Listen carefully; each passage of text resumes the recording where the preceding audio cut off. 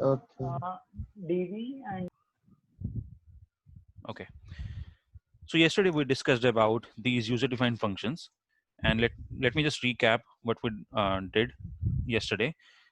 So till now we know that there are multiple functions that we have used multiple times from the very beginning of Python sessions. So functions like print, type, id, and these kind of functions that were inbuilt. But now by introducing user-defined functions, we can create the functions on our own and then reuse that code to maybe maybe just call that functions multiple times in the program and just take its functionality to achieve some task. So this was the idea behind user defined functions, and we took various examples like this. We went from very basics of user defined functions, like what is the syntax and why we can use it, and then we discussed about how many parameters we can take, and we also discussed about what is a position parameter, right? And then we took various position parameters in just one function definition. And then we also discussed if we don't pass the equivalent values of, suppose there are three arguments in this function, and suppose we are not passing three values for each argument, so then it will throw me an error. Suppose in this case, if I just pass two values, here it is 3, suppose I just passed two values, then also it will throw me an error. So if you cannot exceed the count of arguments values, and you cannot, you can say decrease the count of values that you have to pass on during function call. Then we discussed about return statement. What is the use of return statement here? And this is used to basically take out the output of the function and store the value somewhere, so that we can use that value that is returned by a function many times in the program. So this is the use of return statement, and that's all. And now we will continue our discussion on user defined functions. Today we will take an example where we will include if else conditions and several other things in our examples. So the first example is the question that you just asked, Dheeraj. So this is again a even odd question where we want to find even and odd numbers. But here we are not counting the, you can say, number of even numbers and like count of odd numbers as well. So we are just checking if the number is odd or even. So function that prints that tells if a supplied number is even or odd. We have to check this. So we are defining a function which is even underscore odd, and we are just taking one argument. So we are defining a logic to check the number if it is even or not. So we are saying if num, which is the argument, modulus 2, which basically checks if checks the remainder. If the remainder is equal to 0, then we can return that it is even. So basically we are returning a string as the output of this function. Else, if the number is not even, so we are just left with one option, which is odd. So we are returning odd in the else statement. So this is a function to return if a given number is a even number or odd number. Let me run this. So this is done. So we will take the example of this even odd function, and we are passing an argument which is 19. So let's check the output. You can say it is odd. If I check maybe 4, you can say it is even. So what it is doing, it is basically returning a value either even or odd. And now if we are returning a statement here, we are using return statement here, so we can store this value in a variable. Suppose I am writing x is equal to this function even odd and running it, you can say it has returned. But if I going to print x, you can see that the output of this even odd function, which was even in this case, has been returned and stored to x variable, and then we can print out the x variable. And now x variable is a global variable. We can use this even value anywhere else in the program. So this is the use of return statement. This is how we can create a function. Basically, if you are working on front end, I'm just giving you an example. You can create a front end on using HTML, and you can give a text box to you to the user and say that enter your number, enter your lucky number, and we will just return if the number is odd or even. So we can, so in the back end of this program will run. So try to like relate with practical examples that can be there. So if you have created front end, so this code will run on back end and will return the output to the front end to the user. So these kind of functionalities can be achieved by just using these small functions. And then, but I would say this is not an efficient function, because if you are working on programming, you should be able to write efficient codes. So the efficient version of this function is this one, which is even or 2. I'm creating another function, and again we are taking one argument as num, and again the logic is same. If the remainder is equal to 0, we are returning as even. But other than even, is there any other you can say value that can be there? So we have just two values, either even or odd. So if the number is even, it will return even. But what is the other option? It is odd. So if it is meeting this condition, then only it will return even.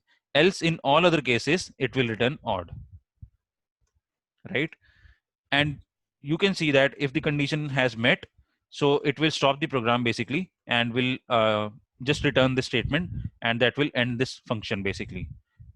So let me just run this program, and now we have even or 2 function, and we will verify if it is returning me correct results or not. I can comment this out. Now you can see that number 4 is even and 19 is odd. So both of the functions are working similarly, but this is the efficient code because here we have just written 3 lines, but here we are using 4 lines. The idea behind is we are just checking the condition on the this if statement. If this condition is met, then it will return even. Else, there is only one case that is left to return odd, so we are returning that. So any doubt in this question? In case of this efficient method, return odd this thing line, we came back to this else statement, right? Indirectly. Yes, but we have not used else. So we are saying Yeah. do not That check is, any condition for odd. We are just yeah. if this condition is met, then return even. Else, everything will be odd. Yes, yes. Okay. So this is how we can reduce our lines of code, and this will make this efficient. You will like you can see that it is both the programs are just taking couple of milliseconds to process this. But if the program is so huge, then you will feel the difference that I will show you later. If we are going to take a, like you can say, some 100,000 rows, then you will see the difference that but how programs get efficient by just removing some lines of code, and how much time the inefficient code is taking, and then how much time is taken by efficient code. So we will see the difference later. But for now, if this concept is clear, I would still say okay, let's proceed. There's one more thing to be discussed in the next example. So if I'm using these examples, you can say both the functions are returning me the correct result, even and even for value 12. You can check it yourself for the other values. Now there is another function that I've created for bigger. What does it check? If we want to check what is the biggest number between two numbers, we can create these kind of functions. What we can write, we are taking two arguments, num1 and num2, between which we have to do the comparison. So the logic is, if num1 is greater than num2, so that means num1 is greater, so we will return num1. Else, what is the other case? Only like num2 will be greater. So then we are returning num2. So that's why I have not used else condition here. So again, this is kind of efficient code than the older one, which we used logic here like this. But here we are directly using this method, which is efficient than the upper one. And then let's check the output. So we are calling this function bigger and passing on the values for num1 and num2, which are 19 and 12. So ideally it should print 19 as the output. Let's check. You can see it is printing correctly. And if I change this number to 1 to 1, now it should print the other number, which is 1 to 1. So it is working fine.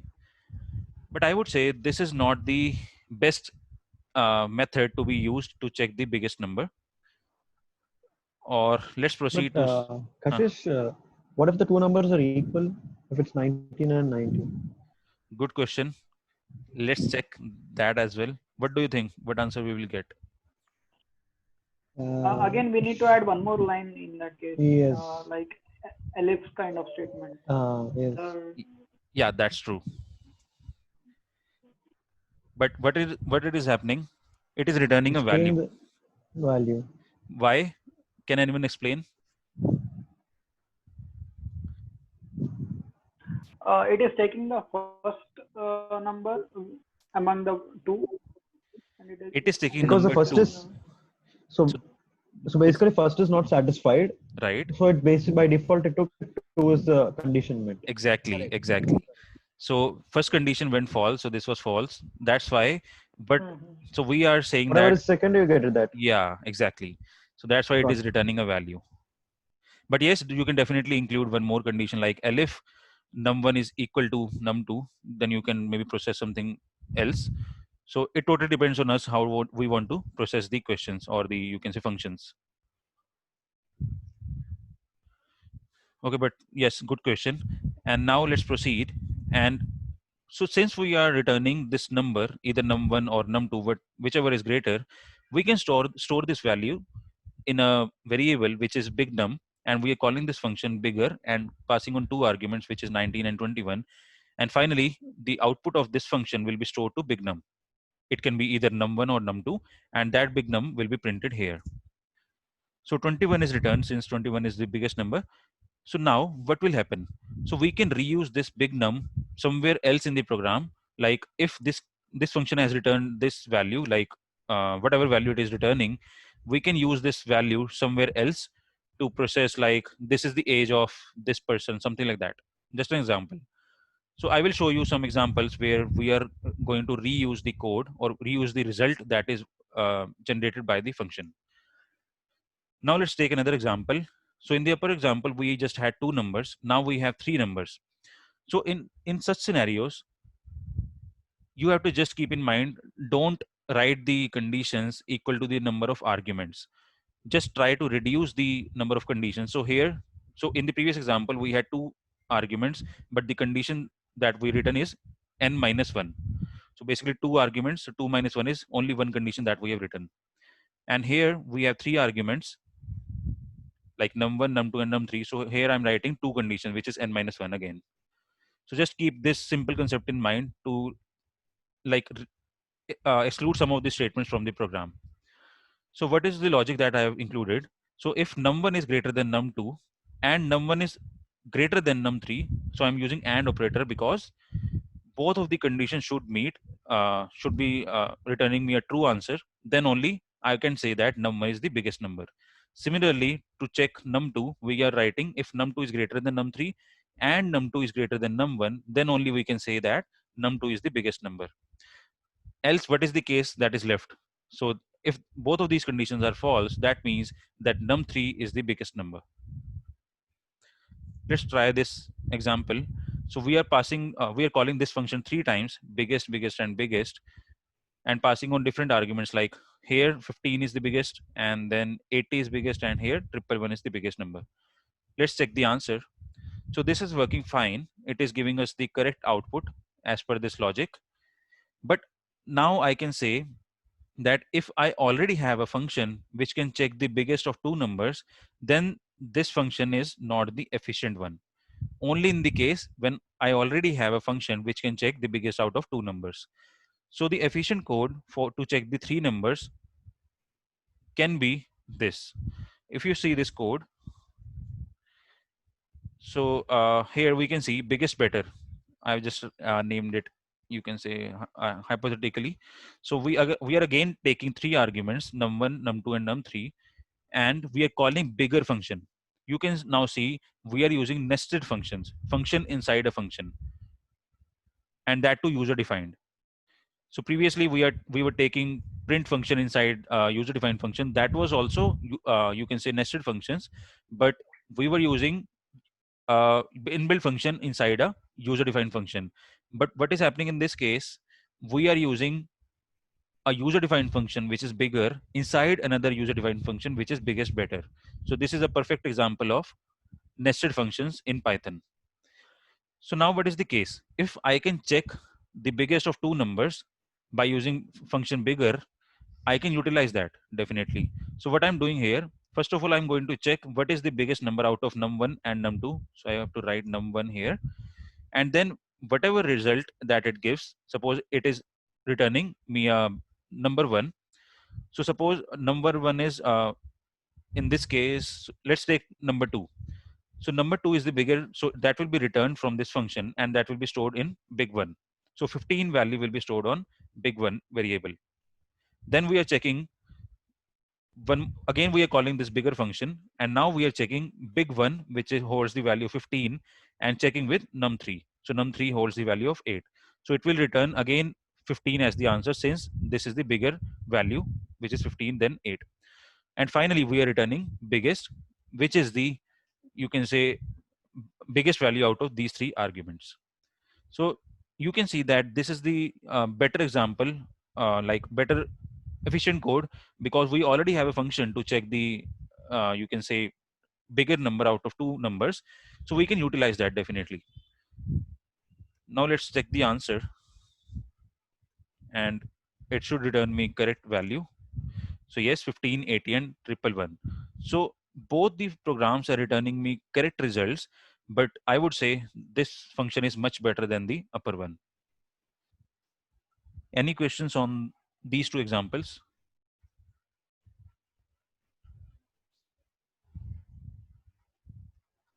So here when you are printing biggest, Uh-huh. Kashish, so Right. is it using the code from 13th line, or is it using the code from Oh, wait, wait, wait. 15th? Wait, my mistake. Okay, okay, Yeah, understood. this should be the case. So yeah, it is returning me the correct output. Thanks for like prompting me. Yeah, yeah, no, no issues, no issues. I just thought from differently, so Yeah, I thought it actually, must be. while like Uh, creating the notes, I just copied these lines and missed to update that. no, I thought reverse way around. I thought it must be return biggest. So No, if no, you this write print here. biggest, it will go reverse way around and then call for the biggest underscore better and then call for big one and then call for that way. Don't But don't no, get confused with this variable biggest.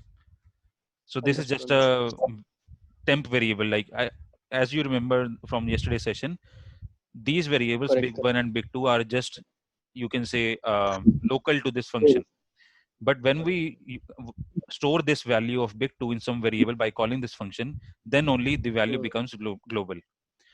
So anyways, this function is returning me correct output. But do you think that this function is efficient than the upper one? Absolutely, because it reduces if and end will take a lot of time. Right, right, If statements, even in Excel, it takes so much of time, and right. there are chances of mistakes at times. Exactly. But I would still say that this is not the much like best code that I can write. So there is one more, uh, there is another step that we can take to make this program much efficient in the next step. So this program is also not efficient as per my expectations. Let's do that. So now much efficient code of same program. When you already have a program to check a big number out of two numbers, what we can do now, let's focus here that first of all, we how many lines we used? 1, 2, 3, 4, 5. So 5 lines we were using inside the function to check the biggest out of three numbers. Now out of 5, it has been reduced to 3. Now from 3, it has been reduced to just 2 lines. So let's understand how it is working now. I have to change this again. Okay. So what we are doing again, we are creating biggest function, efficient function, and then again we are taking 3 arguments. Now let's focus on this line because this is the crux of this program. First of all, you have to like keep this concept in your mind that if there are nested functions, like function inside a function, not like this, like I'm talking about this line. So what is happening here? First of all, the function that is inside this outer function, which is bigger. First of all, always the innermost function gets executed first. Then the output of the innermost function gets, you can say, went as an input to the outer function. So first of all, the innermost function is bigger, which is this one. Wait. So this is the bigger function that we are using. So we are taking this bigger function as a function call, and we are saying that first of all we are comparing num1 and num2. So whatever output will be received from by calling this function, suppose it is returning num2, then we are checking the output of this comma the other is num3. So again there is a bigger function in the, as you can say, main function that is there, and we are again checking the values, and finally whatever value we will get through these two functions will be returned to this biggest variable, and we are returning biggest variable as the output of this function biggest efficient. And when we are calling this function biggest efficient 3 times, we should get the same values like above: 15, 80 and 111. This is very easy concept, but it can be confusing as well. The logic is we can use a function inside a function. So whatever output it is generating, we can give this output to the outer function, which is again bigger, the same function that is there, but now it is checking the output of this comma number 3 that is left. So the biggest value will be returned and it will be stored in biggest variable, and that's why we are returning it. Is this clear? Because this is the most efficient code that I can write for this program.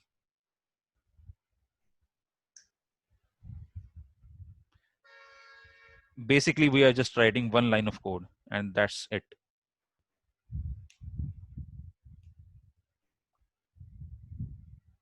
Yeah. Okay. Now let's move further. Till now, we discussed about positional arguments, where if we change the position by when we are doing function call, so our you can say output will be, you can say we will not get the desired output as it accepts the values as per the position of the arguments. Suppose num1 is taking right now 11, num2 is taking value of 15, and num3 is taking value 8. If we change these values, then the values for each argument will be changed. I hope you remember the concept from yesterday's session. Then what are the keyword arguments? Keyword arguments are something which can be used, like if you want to jumble the values, like if you want to write in this case 15 first, then 11, then 8, you can do this because keyword arguments resolve this issue. How? Let's see. When user wants to pass arguments value irrespective of the position of the argument in function definition, they can pass the value specifically against each or few arguments. As per above example, syntax would be this. Let's understand. So we are calling this function, let's call biggest efficient.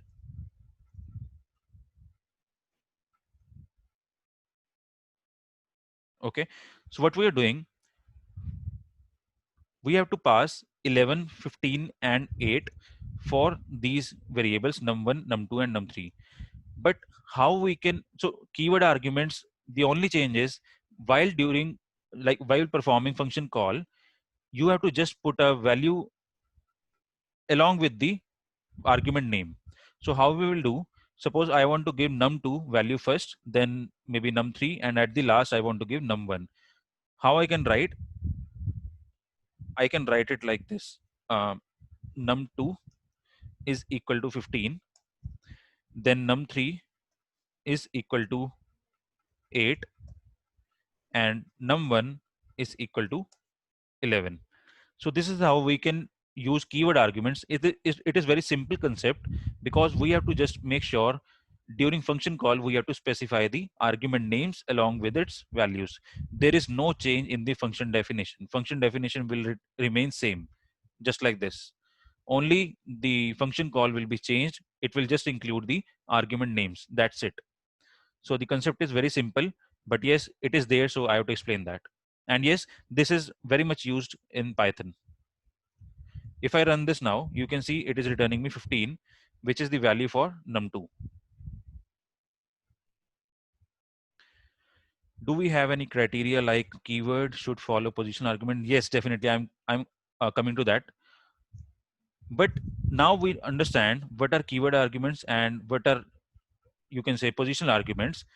But there is a precedence for each kind of arguments that are there for user-defined functions. So always while defining function, you can give the arguments like you want, but during the function call, always positional arguments will come first, then only keyword arguments can come. If you're writing keyword arguments in the first position and then positional arguments after keyword arguments, then it will throw us an error. Let's see an example. Let us see what would happen if we skip return statement. Okay, this is just an example for like skipping the return statement. I think we have already seen, but this is how we can see the difference if we just skip the return statement. So here we are not returning biggest.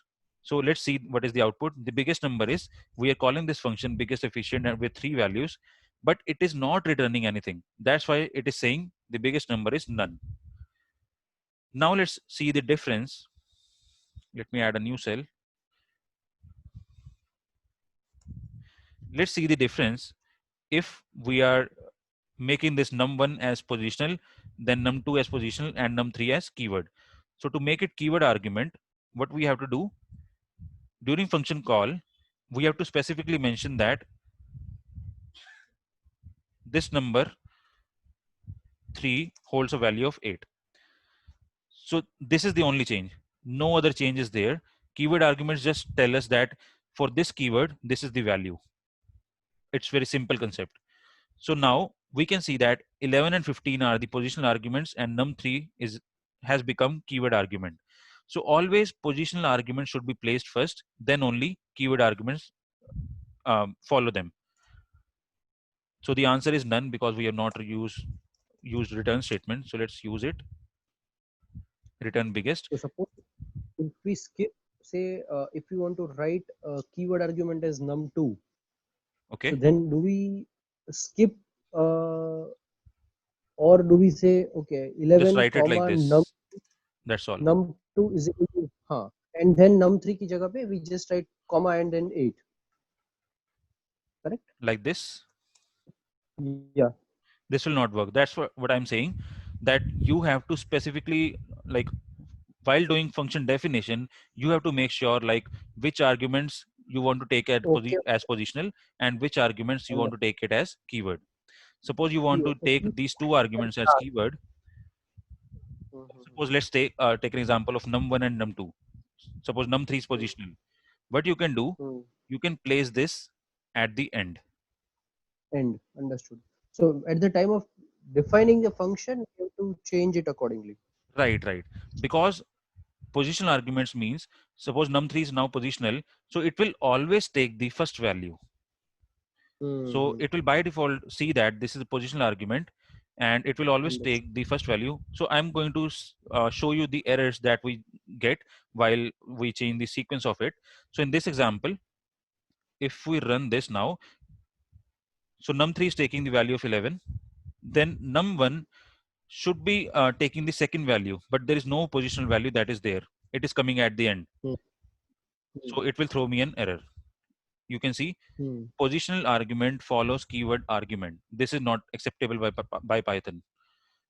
So what we have to do, we have to cut this and 8 comma then like this. So this is a keyword argument num2.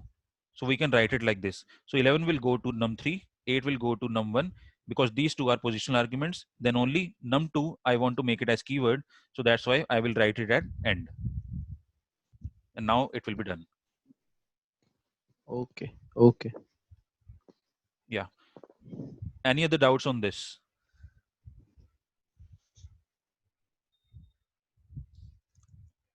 If I'm changing its value, you can see we are getting the same error, that positional argument follows keyword argument, which is not possible. So there is a precedence for each kind of argument that we have in Python for user-defined functions. So some more arguments will come maybe in next 1 minute, or we also have some other arguments that will come in next session. Okay, moving further. Now we know what is keyword argument and what is positional argument. The third category comes as default arguments. Let's understand what are they. In cases, so what we are doing here, before going to default arguments, let's try one more thing. Let me add a new cell. now you can see we have 3 arguments, but suppose I don't give any value for num2. What will happen? It will say that biggest efficient function is missing one required positional argument num2.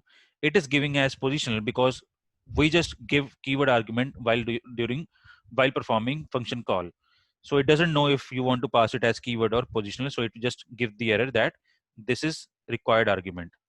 But if I pass that value, I'm sorry, num2 is equal to 50, and then remove this argument, then we will get an error that biggest efficient is missing one positional argument num1. So these kind of error we get when we skip any value. So we define 3 arguments, but we are passing on just 2 values. So this is again not possible. And even if you pass on the value here and give one more additional value, so this is also not acceptable because we have given 3 arguments to be accepted, but we are giving 4 values. So let's see the error now. Biggest efficient got multiple values for argument num2. What it is saying that first of all, it assumed that num2 is a positional argument, so it has accepted that, but again it has seen that num2 has another value, so that's why it has given me this error. If I change the value to positional, so all the values are positional, but there are 4 values, but it should only accept 3 values. Let's see the error. Now you can see biggest efficient function takes 3 positional arguments, which are num3, num1, and num2, but 4 values are given. You can see these cases, but default arguments are used when we skip any value. So 11, 6 will go to num3 and num1, but we miss to give the value for num2. So how to handle such cases? Let's see. So to overcome this case, like it is missing one required positional argument num2. So how to handle such cases? Let's see. In cases where user do not pass any value for one or more arguments, we can assign a default value to those arguments so that function can be executed without any errors, right? And we give default value of arguments in the function definition itself. Let's learn this with an example. So see the error when we don't pass the value for second argument. So in this example, we are multiplying the numbers and we are taking 2 numbers num1 and num2, and we are just returning the product of these 2 numbers. And while calling it this function multiply nums, we are just passing on one value which will go to num1. So it will also assuming that you will pass a value for num2, which we are not doing. So it will give me an error that this function takes 2 arguments and one required position argument is missing, which is num2. To overcome this error, suppose by chance user missed to pass on this value. How to handle it? Maybe you can give a by default value for num2. So how to define that? So here we can write the same function multiply nums, and one argument is positional, which is num1. Second argument for num2, we are defining a value in the function definition. This is something different. We have not seen this in the previous examples. So we are defining the function and we are giving the argument value in the function definition itself. So we are returning the same product of 2 numbers, and during the function call, we are just giving value as only 10. It will go to num1, but we skipped to give the value for num2. Now what will happen? Let's see. It is not giving me any error, rather it is accepting this value as default value for num2, and it is giving me a product of num1 and num2. So num1 value is coming from here and num2 values is coming from the default argument from the function definition itself. Is this concept clear? Yes. Okay. Yeah. Now let's see, if I pass a value for num2 as well during function call, what will happen? So it will override the value which is the default value and will accept the value which is given in the function call. Suppose the default value is 20, but in the function call I'm giving it as 15. So it should return me an answer which is 150. You can see for the upper one, it is giving me, where we haven't mentioned any value for num2, it has taken the default value and multiplied by with num1. But here we have specifically defined a value for num2. So it will accept that and it will override the default value. So the answer will be 10 multiplied by 15 and the answer is 150. So this is all about positional, keyword and default arguments. And as we know that we are using equal to sign with you can say the num2. I mean this is kind of a keyword argument that is there. So you cannot write this argument before a positional argument. So I think we should rejoin. I will show this example because only 1 minute is left and meeting will end. Let's rejoin and we will see this example to place the values before positional argument. So I'm stopping my screen share. Okay.